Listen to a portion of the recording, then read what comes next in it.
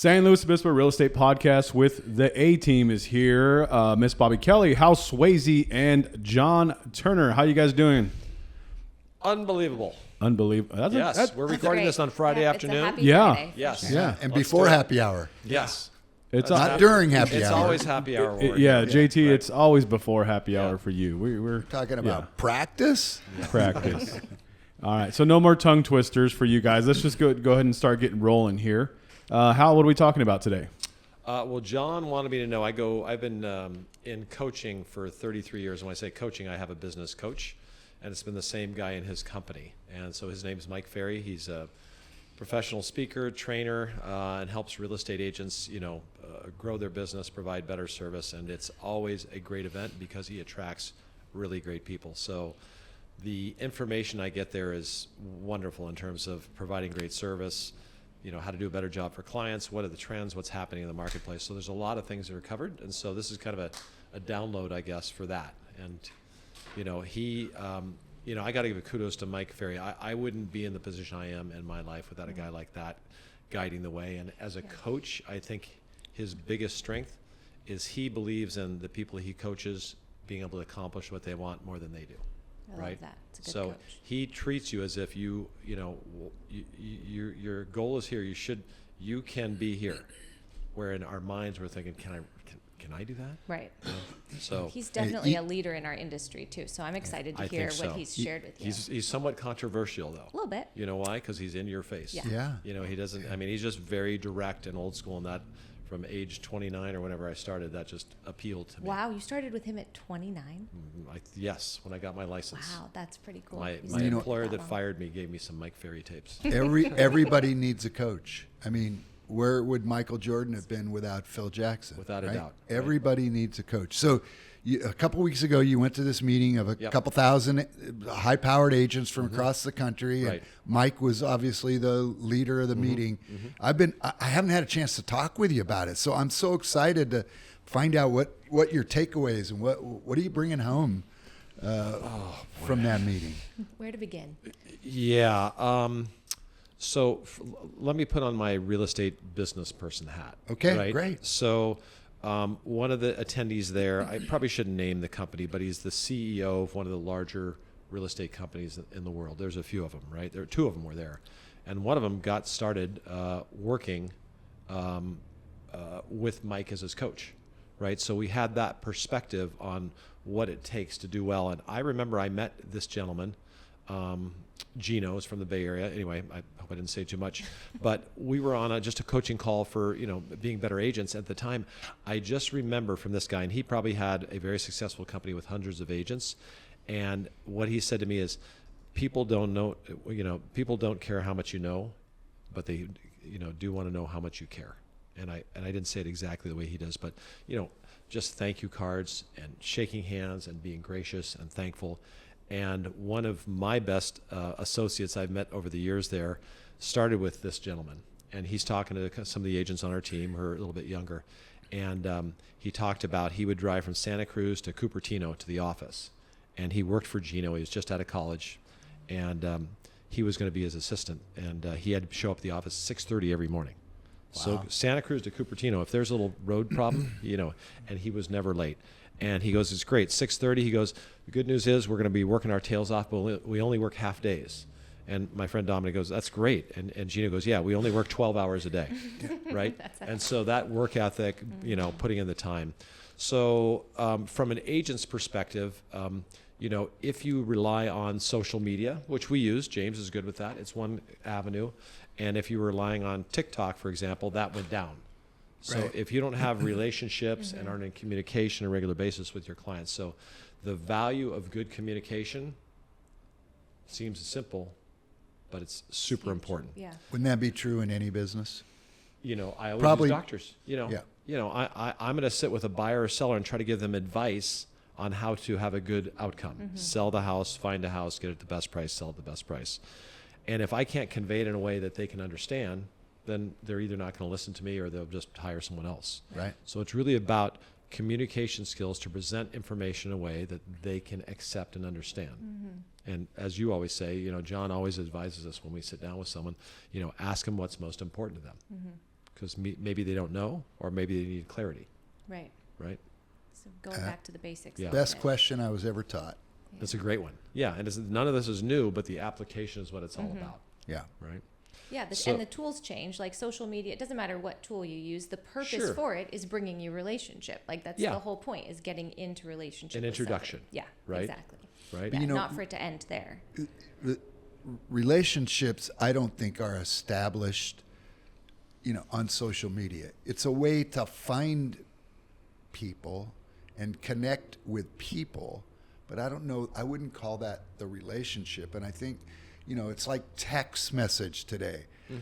Just last night, I was texting a friend from 30 years ago that I'm going to have lunch with on a vacation, and we're texting, and finally the phone rang, and it was her, and I looked at her and I go, well, we're the same age because this text thing isn't working for us. We just needed to talk, So I love the new tools. I'm probably dating myself a little bit, but I think the face-to-face meetings and at worst over the phone contact is a ton better than social media. Yeah. That's my own 2 Well, cents. I think on that social media is a way to for people to see you, introduction. Yes. I mean, there's Yes. dating apps, right? I've never Great. used them, but you get the introduction, but then when you actually meet the person, Right. what's Right. going to happen? I think they're great. It's just my kids tell me they were talking with somebody on the phone the other day, but they weren't talking; they were texting. Yeah, And so the point I'm trying to make is I think the old-fashioned phone and face-to-face meetings are more important today than ever. Yeah. well, and again, if my doctor says, he texts me, hey, I want to talk to you about something, it's like, well, what is this, Yeah. Hey, they might have something wrong. Well, I'm going to talk to him and hear his tone, and Absolutely. he probably should want to talk to me, he or she, excuse me. So they talk about that, and the industry is changing, right? The industry is changing. They said that 82% of the agents that were in real estate last year did less than 2 sales, Yeah. right? Wow. So 82%, that's probably the biggest number I've ever heard, and less than 2. I mean, as a That's- business owner with agents on the team, That's not great. right? That's rough. And those are national numbers. That's correct? nationwide. Nationwide. Yeah. That means 18% are doing a lot more, Right. right? So Right. the disparity, it's hard to be a part-time agent, Yeah. right? I mean, Well, if- how if good you, can you be? It's a disservice. you're not involved in the market, you're not helping people on a regular basis. Like, I'm going to be a part-time dentist, and 2 times a year I'm going to drill people's teeth, Yeah. right? Versus every day, and Yeah. So it's just interesting how that's occurred, which makes it tough for the brokers. Like these guys that own companies, it's difficult, right? To run a business, support a business, Right. and have so few agents doing the Right. lion's share Well, the of the business business. model has to shift Yeah, when it probably the does. industry's shifting. Yeah. Probably does. Wait a second. I want my friend Billy to get a commission, Hal. Now, how much He can are get you a willing to referral. pay for that? Right? How much Right. are you willing to lose for Right, that? exactly. Right? Yeah, Yeah. that's normal. I know it is, Yeah. but The maybe nice thing that's ab- changing, and Well, that's one of the but reasons. here's the nice thing about the internet. Now it's a little bit transparent, so you can look people up. Right. A lot of my clients, when a buyer or seller comes in, I've Googled this person, I know who they are, Right. that engineer or whatever. So you can get a little bit more information and know who you're dealing That's with. true, Whether yeah. it's a client looking at a potential buyer or someone thinking of hiring an agent, right? So 3.8 million sales last year, which if you own a company is a low year. And I forget if it was 21 or 22. 21 had to be the biggest year because 22 is when the rates changed. Was like 6.6. So that's a pretty big drop. That's a big now, dip. 6.6 was the pinnacle. Highest ever? It's hard to compare. to Yeah. that, Yeah. right? That was a wild time. Yeah. That was not the norm. And and again, so they talked about that, and then what was the biggest challenge in the real estate industry? Housing affordability, right? So on the flip side, does that mean our house value is going down if affordability is a problem, right? Now, it's not just the purchasing of the house, but the maintaining the Right. house, the insurance, those sort of things. So it's a big deal. So providing more housing, because you're going to ask about, I think, didn't you share an article that you want to talk about what's going to happen with real estate prices? Well, I did read an article this morning that I brought with me, but I just had another a couple of questions from your Mike Ferry event before I do sure. that, if you don't mind. Yeah. Did Mike say anything about how he sees the current market and the market in 2025 from the perspective of sellers? From the perspective of sellers, I think I can answer this because, you can talk about, is it a seller's market or a buyer's market? Right. Right? And that can change from San Luis Obispo to San Luis County, from Pismo Beach to San Luis, from California to Florida, and it can change from, small condos to single level houses. So every market is a little bit different. So it's hard to generalize. But in general, between the two CEOs and Mike Ferry, that basically that there's a limited supply of housing. So kind of like we were predicting locally, it's similar to what they're thinking nationally for the most part. Probably more sales, 5 or 10% more, and probably 4 or 5% an increase in prices, which is probably what we'd call a healthy, stable market. Right. So the definition of a seller's market is when there's more buyers than sellers. So a buyer's market would be the opposite. There's more sellers than buyers. Yeah. And so right now we're still seeing more buyers than sellers in most parts of our county. Is that right? Yeah. Okay. That's so important though, because this does come up even in our office. We just had a gal who came in with an offer and she said, well, the agent keeps telling the client that this is like a great opportunity time and that things should be coming down and prices are coming down. So the lack of awareness of this agent for knowing the desirability of this neighborhood, for understanding the pricing is prohibiting this client from getting this property because it's poor information. But when you're saying that, it's not, you can't be looking at national numbers, not even state numbers, each area specifically. It really does matter so much, you having that knowledge. Yeah, I'd always be nervous about telling somebody that the price is going to go up or going to go down. Right. Nobody knows, right? But are there trends? Yeah. Are there track records? Yeah. How do you pick a doctor? How do you pick a real estate agent? How do you pick a great athlete? Yeah. They got a good track record, right? So real estate has had a pretty good track record. How do the so-called real estate experts make predictions? Data, right? Yeah, and predictions are kind of like the weather, right? I mean, we don't always get it right, and we made some predictions a year ago, and we didn't get it right. Yeah, and we were making it based on the data we had. Guess what changed? Yeah, the data. Yeah. So guess what didn't happen? What we predicted, right? Yes. So. We try to make predictions based on what we know, and then something happens that we didn't know. Yeah. Right. And so when I subscribe to an email to a guy. I don't know if I should say his name, but he has 5.7 million followers, so he's got a lot of people listening to him, and he posed the question on his email that I read this morning is interest rates. What do you think is going to happen to interest rates? Can we made that mistake? Can we all just say we don't know? Yeah, there's the right answer. That's my new answer. I don't know. I have no idea. Now this guy, who's many people consider a financial expert, is still predicting rates dropping in 2025. That's great. We love that. Oh gosh, That's optimistic.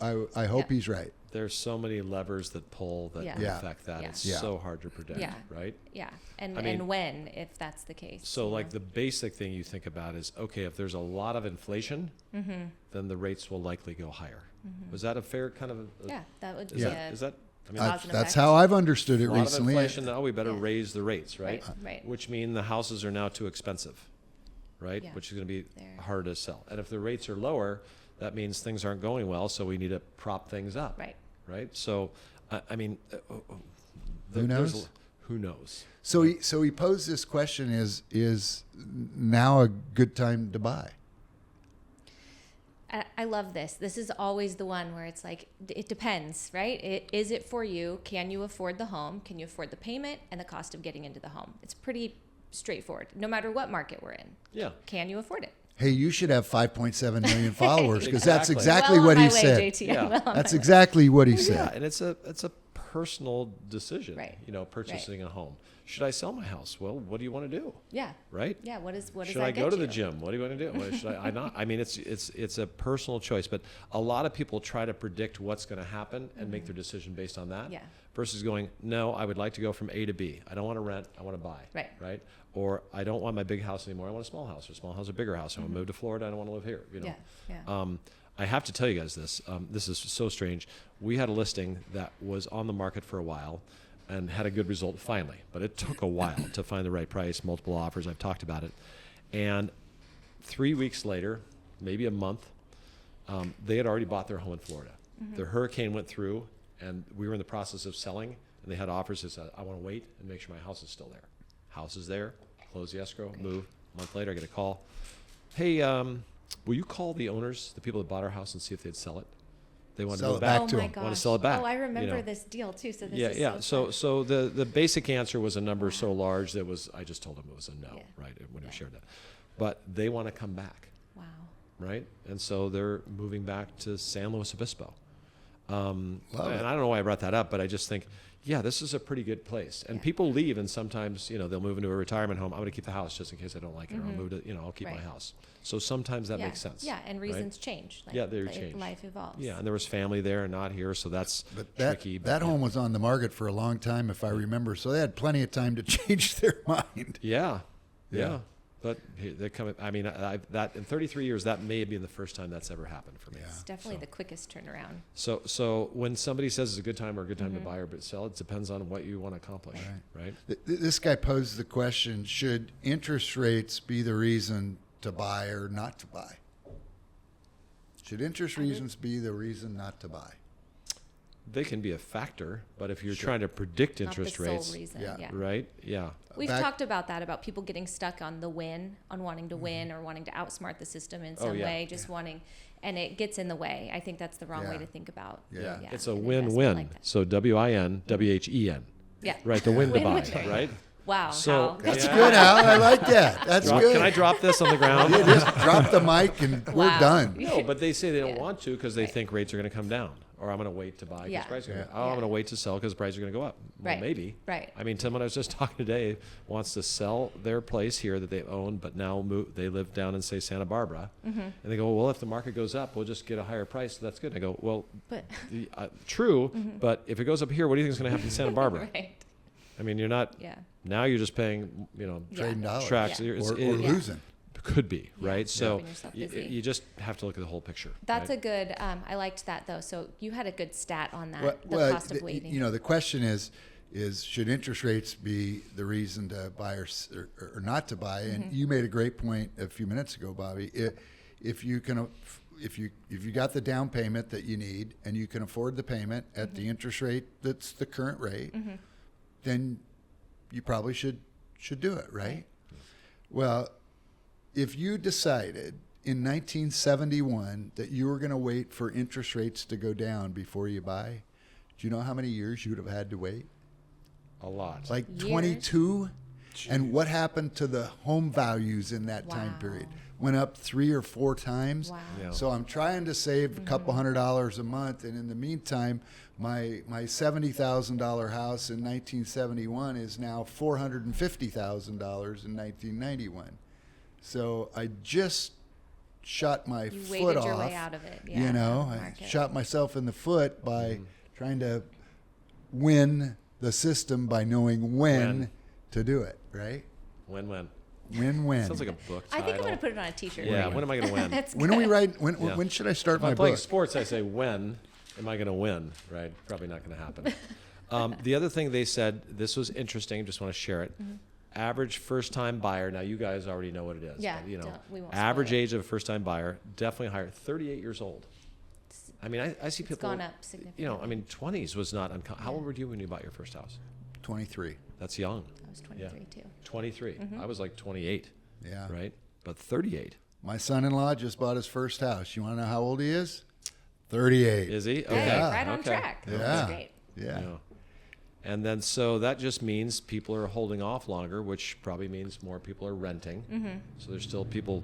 Well, Or living with their I don't know parents. if I know the stat, but I know I have 2 boys that are 29 and 31, and I know they're not married. right? So you talk about household formation. I think people are waiting longer Yeah. in general, Yeah. right? Would you guys agree? I kind of hear that, right? Yeah, absolutely. At least they're not living at home, though, huh? Mine yours aren't. Yeah. I think, No, I that's think what a I lot mean. of them Yours- out there your- are. Yeah. Yours aren't. Yes, that's a good thing. And then the average seller is 62 years old. So that's pretty late. That means there's not a lot of people like in their 30s or 40s moving up, right? People are staying in their homes longer. Average seller is 62.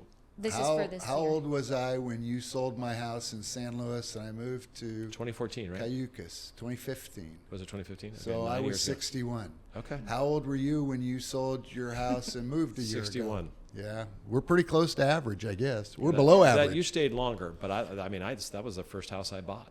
29 years. How many years did you stay in that house? 29 years. I was in ours 20. Okay. Yeah. But you bought a few when you lived in Southern California. Oh, yeah. Beforehand. Yeah. You had a few homes. Yeah. Yeah. So that was your first house, and you Uh-huh. stayed in it 29 years. So you've We weren't only gonna do owned another two realty. residence Yes, that's right. properties. Wow. No, we bought another one in between. We moved out of our core. Oh, that's right, I Had remember. another house, and didn't like it, and fortunately kept the other one and moved back. Yeah, I never went inside that house. I just dropped Matthew off to a birthday You party. didn't miss anything. Yeah, but I got to say, it's just interesting to be around it. The reason I keep going back, 30 plus years, been going to this Mike Ferry seminars. I still pay one of his guys, coaches, who was a equivalent of me, about the same age, started a business, and he's gotten into coaching, and you're on the call with me. Absolutely. Tony's always checking, what are you doing? What can we do better? What do you need to work on? And always thinking about the business. And what I love about most of the people there is, when are you going to stop working? And most of them say, well, I've never been working because I love what I do, right? I wouldn't Yeah. be doing anything Yeah, else, that's right? amazing. One of the speakers there, Larry from Ottawa, is 73 years old, fit as a fiddle, so much energy up there, and it was the most inspiring thing I've ever seen. And the guy was fantastic. Wow. So you meet great people, you learn wonderful things, and again, what I've learned from that, I would share with anybody that's young, is when you finish high school, you got your degree, are you done learning, right? If you finish college, you got your degree, whatever you do, just don't stop learning, right? There's so much to learn, and it's so easy to get to. Yeah, and so much value in that networking group too that you've become Oh. a part of. Everywhere I go through California, people are like, "Wait, you know Hal? You work with Hal?" Because they're connected to you through that. So it's really special. Yeah, it's nice to have, brethren or whatever, sisters and brothers in the business where you can share, and there's challenges and there's things to learn. Yeah, So absolutely. it was a great experience for sure. Well, that's You fun. know how Thank how you I, for bringing that to us. I think people would be surprised to learn that you have a coach, right? Yeah. I mean, that's That's what I was awesome. just talking about. It's Yeah, awesome that Tony. you're always learning. Yeah. Right. No, without a doubt. And the biggest thing they do is try to get, when you go to the conference, to get the people in coaching. Right? Keller Right. Williams has coaching programs. Right. And I don't think people realize, their most valuable asset. There's people at that seminar, they go, well, if I had a fancy car or a house or a big bank account, your most valuable asset is yourself, Yeah. right? And to when they convinced me to do it along, that was a big deal for me, the financial commitment. It's like, am I worth it? Right? And you make that decision. Yeah. And when you make the commitment, everything changes. Changes your whole mindset. It's like, Yeah. oh, well, first of all, I got to make this thing, and now, there's Right. expectations versus I'm going to hide. I'm not going to go to a class if you're a kid or whatever, take one of these things. So the constant ability to learn and improve, there's just always so much. Yeah, absolutely. So Yeah, James, I sit in every Thursday with Hal on his coaching call, and it's a great 30 minutes. I always Yeah. walk away with something positive to bring back to the team. Yeah. It's awesome. Love it. So Hal, as we kind of wind this episode up here, you're thinking about 2025. We can make all the predictions in the world, and we probably won't be right. But business is going to continue in 2025. People are still going to buy. People are still going to sell. We hope that it's the 5 to 10% increase. We hope that prices remain somewhat stable, but probably predict up a little bit. or if there's some magical way to make it more affordable, Yeah, right? yeah, It would be right. nice if more people could get in homes. yeah. But yes, absolutely. But as you think about in whatever market we're in, how do you get a house sold? I mean, Me? what do you got to do? What do you got to do? if I'm didn't talking you, to a didn't you seller? tell me there were 3 things that you yeah. got to be Well, concerned right, about? Sure. No, I think we've chatted about this before, but obviously the location of the home is important. Right. Nothing you do about that, right? So, but when we're comparing, this location might be fetch a higher price. Fetch? Can I use that word sure. anymore? You Fetch. just did. Get a There higher you go. price. How about Yeah. that? Fetch is a Idaho good boy, word. fetch. Where have you been hanging For out? Brody. that I you know. came For home your with dog, Brody. Guy Fetch from is a good word. Saskatchewan, yeah. So I'm always fetching dinner, yeah. So yeah, location obviously makes a difference, and we adjust for that. Condition of the property. So is it in good condition? I've had some lately where the people keep the house in great condition, which always makes it easier. And then the price. And that's where the conversation can be something where my ability to convey what's happening in the landscape and where they fit in that landscape, a picture so they can see it, is going to help them to get a better result. And that's what I spent time doing this weekend. And so when you help somebody, because ultimately the owner is going to set the price. You're just guiding them and trying to help them make a good decision. To get the best response in Right. the marketplace. Yeah. How long does it usually take in the current market conditions that we're in to find out how well you did on setting the price? Most properties 7 to 14 days. Isn't that great though? As Super a fast. seller, Oh yeah, you're going to know. you're going to know. Yeah. Yeah. But what is that expression? The truth will set you free, but first it'll piss you off. Yeah. So Yeah. sometimes you don't want to know. It's It's true. Yeah. it didn't get what we wanted, right? So Yeah. then you just have to see what the response is. And So how I you do. think on a recent podcast, if you get some showings but no offers in that first week then you're priced a little bit high. Yep. And if you're not getting any showings, you're priced probably a lot high. Yeah. Is that what I remember We you just put telling one us? in a restaurant, Arroyo Grande. It took a month. He was out of town. I would missed a couple. So it's like we're getting showings, and finally we sold it. But it sold for it's listed for 1.2, and we're sold it for $1,130,000. Okay. Right. And the feedback from we had 15 showings in 30 days, so every 2 days is getting showing. But it was like, there's a little bit more work than we wanted. It was a property that had been rented. So you were 5 or 6% high on the Yeah. above the list price was 5 or 6% higher than the actual selling price. Yep. And that's if you'd have been at $1,130,000 to start with, probably wouldn't have taken a month, right? Yeah, and he was Yeah. fine with that. But Yeah. a month is no big deal. Right. We Right. just gotten used to it. It used to be 90 we've gotten days. spoiled. Okay. Good. Well, Hal, thanks for filling us in on Mike Ferry and talking about the marketplace. Whatever we said today, next week it'll be different because we'll have new data, right? There you Well, go. this may be bad news for anybody that watches this because if I know you, you're probably going to hear from me again because Yeah. I'm all excited now. So Right. anyway, Yeah. You're back on track. Well, I love it. Okay. That's All right. Thanks, Hal. That's a good thing. All right. Well, thank you, team. I appreciate it. Jeff, so it's me and you. So how do people get a hold of us on our podcast? How do we Well, listen? What do we wherever got? you listen to podcasts, just type in Slow County Real Estate Podcast with Hal Swayze, or just start counting. Start typing Slow County Real, and Yeah, then and it all basically it will pops pull it up, up. yeah. And subscribe. Hit subscribe, Yeah. and you'll get the latest episodes as they come down. And it's valuable information that you can listen to on your commute. We try to keep them Central Coast commute friendly times. Absolutely. And for me, YouTube, jump on, same thing. Just type in Slow County and it'll pop up. Slow County Real Estate with Hal Swayze because you're listening to us already. Make sure you subscribe to the podcast and we'll make sure we keep giving you great content. Team, thank you so much. JT, what do you got? Hey, thanks to Jeff and James. You guys are yes, awesome. I I agree. appreciate Hey, it, do appreciate they it. deserve this? Hey, wow. Thank you, guys. Well done. I can honestly say that's my first round of applause for today. Okay, So hang on. Thank you so much. Standing. Oh, a standing ovation. Well, that's my second standing ovation for today. right. So thank you so much. All right, everybody. Thank you so much, and we'll talk to you next week. Bye-bye.